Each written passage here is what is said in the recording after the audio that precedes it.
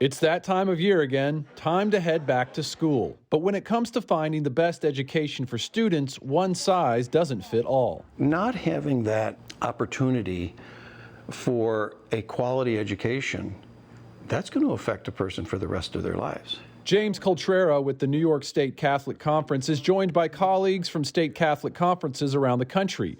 In each of their home states, they all work on public policy issues of interest to Catholics.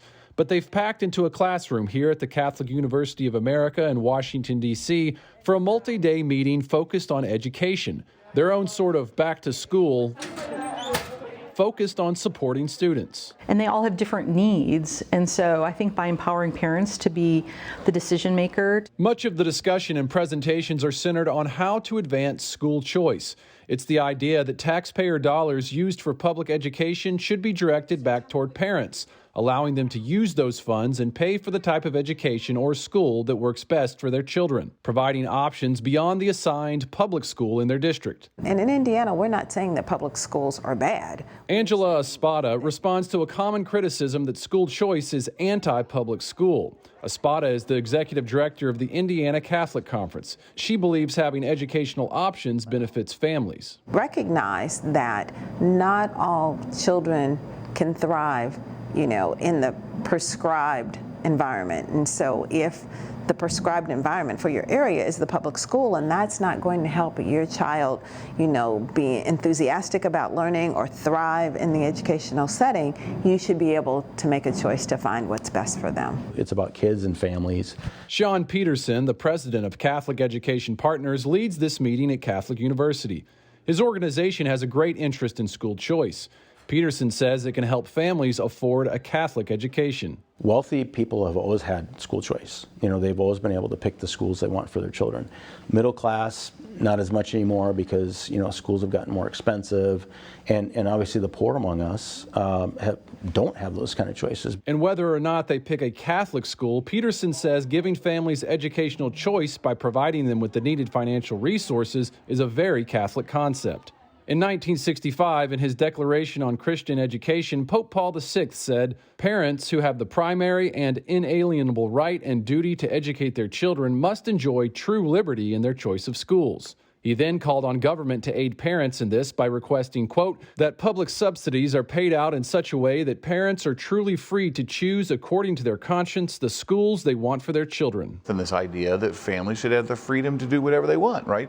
How do you get educated? They can get educated in a public school, private school, charter school, online, at home, or in any other way. Robert Enlow has been working to expand choice for nearly 30 years around the country.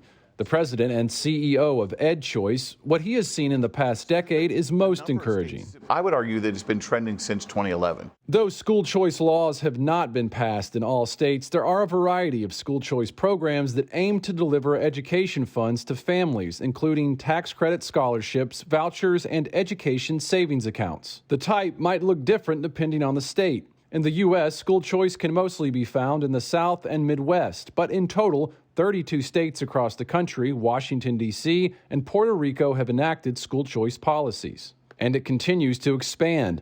In 2021 alone, 7 states enacted 7 new laws, and 15 states expanded 23 different laws. So we passed legislation last year as our first school choice program ever. That came in Kentucky, where Andrew Vandiver with the Catholic Conference of Kentucky has been advocating for school choice. A different story in Iowa. Sarah Adey with the Iowa Catholic Conference tells us it took some adjusting, but school choice was passed in 2006 with the intent to help low-income families pick their desired educational route. I mean, it was a huge learning curve in the beginning when, this wasn't commonplace, and there weren't a lot of states that had these types of programs. And some states still don't, including New York, where James Coltrera continues to fight.